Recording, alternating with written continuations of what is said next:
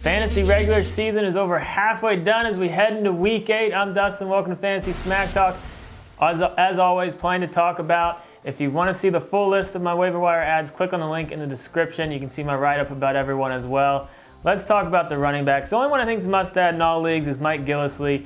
Shame on all McCoy owners for not handcuffing Gillislee with all the McCoy hamstring stuff and all that. I know, he was questionable, his game time, they ended up playing, he didn't do that well, now he re-aggravated things. Gillislee could be a nice short-term solution, and he is a really good handcuff. He's someone that could have some value if McCoy ends up missing an extended period of time. Now, if your leagues are anything like mine, the running back position is extremely thin right now. So here's some guys that could give you some value, short-term, long-term potential with some of these guys. Chris Thompson's interesting. Matt Jones just can't hold on the ball. He's the best running back for the Redskins. He's had some good games, but they're not going to give you the ball if you fumble it, and he had a costly one right at the goal line.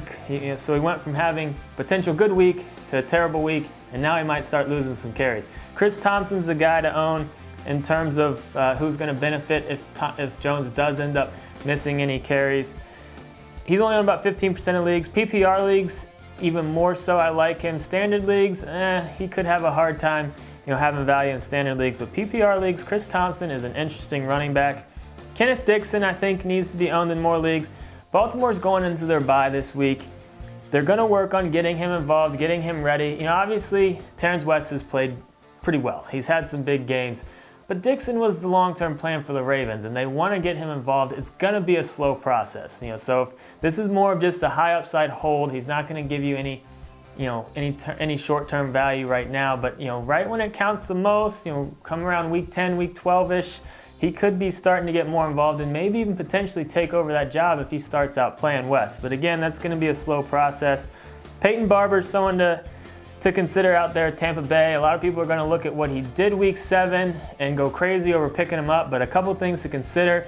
Tampa Bay ran the ball about 40 times week 7. That's not going to happen every week. And they were also playing San Francisco, and that's not going to happen every week either. Barber did have a good game.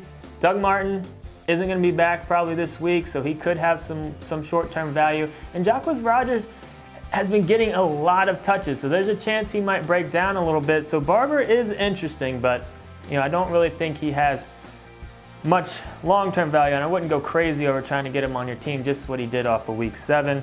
CJ Prosise is interesting for Seattle.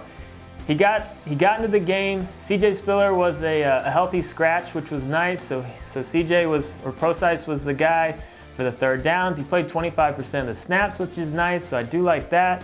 Thomas Rawls is out for at least a couple more weeks probably, so I'd like that. So Prosise could have some interesting short-term value, and I like that they're playing the Saints week 8, so he could be out on the field in passing situations, potential shootout there.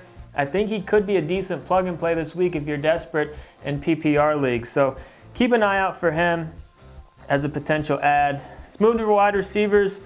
Only one that I think should be added in all leagues, and that's Steve Smith. Again, they're heading into their bye, but I fully expect him to be healthy coming out of the bye, and you're going to want to have him on your team. He was just starting to get things going. I think he could help you win some championships this year if he can stay out on the field. Only on 65% of leagues right now. Now I got 4 receivers here that are definitely interesting. I think all of them will be inconsistent, but they obviously have big play potential. First guy, Devontae Adams, owning 55% of leagues. Huge week, but Jordy Nelson was a non-factor. That's not going to happen every week. The defense was really trying to shut him down, and it worked, so Rodgers was going to the other players. Don't go crazy over Adams because he will be inconsistent, but that potential is there every week for big blow-up games. It just all depends on what the defenses are going to do. So that is nice. I put him in kind of the wide receiver 4, wide receiver 5 conversation, but he's still a high upside receiver that you can have on your team. Plug him in when he has good matchups or whatever, but if Jordy or Cobb goes down, he could have a lot of value. Cordero Patterson's starting to get things going. He's been finding the end zone. He's been getting targets. Looks like him and Bradford are starting to build a kind of relationship there. They seem to be on the same page. Again, I don't know how crazy to go over Patterson because I do think he will be inconsistent, but again, we're talking about a high upside receiver that could be a plug and play for you, a flex option from week to week. We know this guy has some potential, so I do like Cordero Patterson. in deeper leagues. Jamison Crowder, I think, is getting disrespected in the fantasy world. Only owning 40% of leagues. He's on pace for between 900 and 1,000 yards and 7 touchdowns. And he's been consistent pretty much throughout the whole season. So Crowder, we need to give this guy some more respect. He is having a great year, kind of under the radar.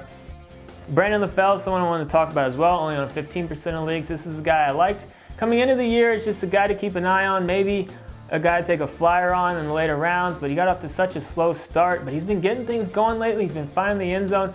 I think Eifert coming back could hurt him a little bit with his red zone targets, but LaFell is going to be getting a lot of single coverage, obviously, with A.J. Green getting all the attention. And I think he could continue to have success because it seems like him and Dalton are on the same page now. Quarterback, I got to pick up and play for you. Sam Bradford, I don't mind him week 8. They got the Bears.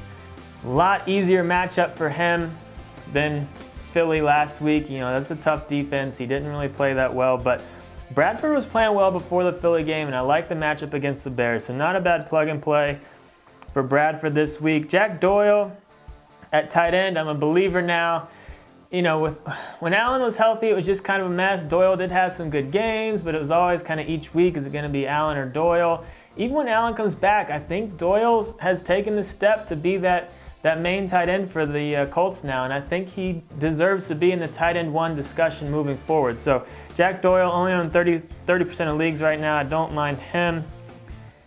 And then my pick up and play defense, I'm going with Detroit.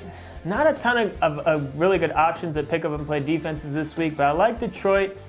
They're on the road against Houston, so you got to think Brock's good for at least 1 or 2 mistakes. And the thing I like about Detroit too is they haven't really had any amazing games in terms of fantasy points go, but they haven't really had terrible games either. So I expect a couple of sacks, 1 or 2 turnovers, not to give up a huge amount of points. So I think they're a fairly safe pick up and play defense for you this week. Again, portion of the list here. To see the full list, click on the description. Got any questions, post them in the forums. We'll see you later in the week with more videos. Good luck on the wire.